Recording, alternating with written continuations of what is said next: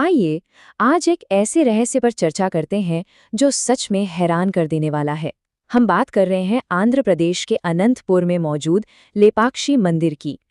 16वीं शताब्दी में विजयनगर साम्राज्य के दौरान बना ये मंदिर भगवान शिव, विष्णु और वीरभद्र को समर्पित है। लेकिन इसकी सबसे बड़ी पहचान कुछ और ही है। एक ऐसा अनसुलझा रहस्य जो आज भी सबको चौंकाता है। जरा सोचिए, क्या ये मुमकिन है कि हजारों किलो वजन का एक ठोस पत्थर बिना किसी सहारे के बस हवा में झूलता रहे? मतलब ये तो सीधे सीधे भौतिक विज्ञान यानी फिजिक्स के नियमों को ही गलत साबित कर रहा है। सुनकर किसी जादुई कहानी जैसा लगता है ना, लेकिन ये कोई कहानी नहीं, एकदम सच है। और आज हम इसी रहस्य की गहराई में जाने वाले हैं। तो चलिए सबसे पहले बात करते हैं इस रहस्यमयी झूलते हुए खंभे की। अब इस जगह की वास्तुकला या आर्किटेक्चर के विशाल पैमाने को समझने के लिए बस इस एक नंबर पे गौर कीजिए, 70। इस पूरे भव्य मंदिर को सहारा देने के लिए लगभग 70 बेहद खूबसूरत नक्काशीदार पत्थर के खंभे बनाए गए हैं। विजयनगर साम्राज्य की कला का ये सच में एक बेहतरीन नमूना है। लेकिन कहानी में असली ट्विस्ट यहाँ आता है। इन 70 खंभों में से 69 तो मजबूती से जमीन पर टिके हैं, पर सिर्फ एक खंभा ऐसा है जो गुरुत्वाकर्षण को मानो पूरी तरह से चुनौती दे रहा है। ये खंभा जमीन को छूता ही नहीं है। और यकीन मानिए, ये बनाने वालों की कोई गलती नहीं थी, बल्कि एक बहुत ही सोची समझी डिजाइन थी। ये खंभा जमीन से इतना ऊपर है कि आप इसके नीचे से कोई कपड़ा या कागज का टुकड़ा बहुत ही आसानी से आर पार निकाल सकते हैं। जब लोग वहां जाते हैं और हजारों किलो भारी पत्थर के नीचे से एक पतला सा कपड़ा सरकाते हैं, तो वो अनुभव सच में अद्भुत होता है। आप अपनी आंखों से देख सकते हैं कि ये विशाल स्तंभ वाकई हवा में तैर रहा है। अब आते हैं दूसरे भाग पर, जहां एक ब्रिटिश इंजीनियर ने इसे लेकर एक काफी डरावना प्रयोग कर डाला था। हुआ यूं कि ब्रिटिश काल के दौरान हैमिल्टन नाम के एक अंग्रेज इंजीनियर ने इस चमत्कार को झूठा साबित करने की ठानी। तो उसने क्या किया? उसने उस खंबे को अपनी जगह से हिलाने की कोशिश की, लेकिन फिर जो हुआ वो चौंकाने वाला था। जैसे ही खंबे को जरा सा सरकाया गया, पूरे के पूरे मंदिर में कंपन होने लगा जैसे सब कुछ गिर जाएगा। उस भयानक झटके के कारण प्रयोग को तुरंत वहीं रोकना पड़ा। इससे एक बात तो साफ हो गई कि ये हवा में झूलता खंबा कोई अलग से लगाया गया टुकड़ा नहीं है, बल्कि पूरी इमारत के बैलेंस का एक बहुत ही जरूरी हिस्सा है।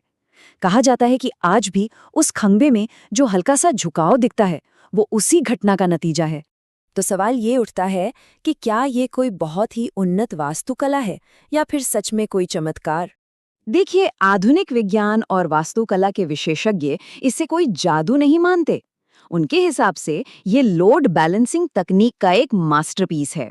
आसान भाषा में कहे तो ये इमारत के वजन को इस तरह बांटने का तरीका है कि उसका एक हिस्सा हवा में लटका रहे और फिर भी पूरी बिल्डिंग मजबूती से खड़ी रहे।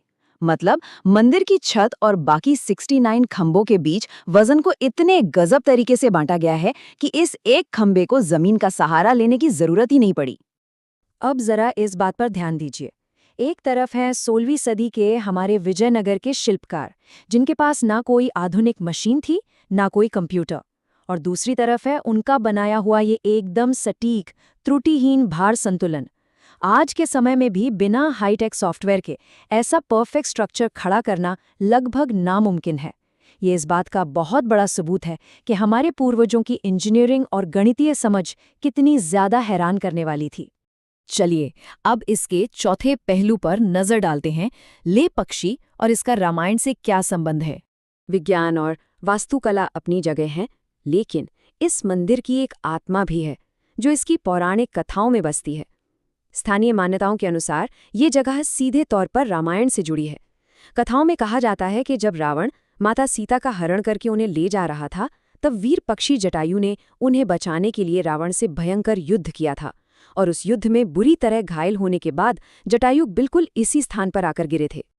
और यहीं से इस जगह को अपना नाम मिला।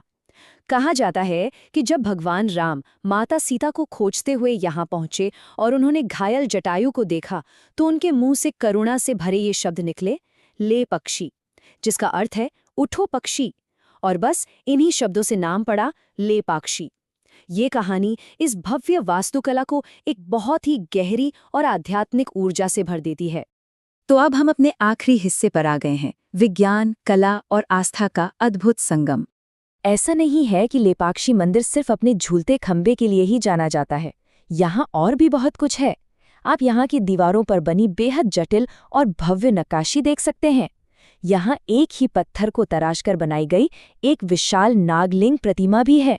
और हाँ, छत पर बने वो अद्भुत भित्तिचित्र तो बिल्कुल मत भूलिए, जिन्हें दक्षिण भारत की सबसे पुरानी और खूबसूरत कलाकृतियों में गिना जाता है।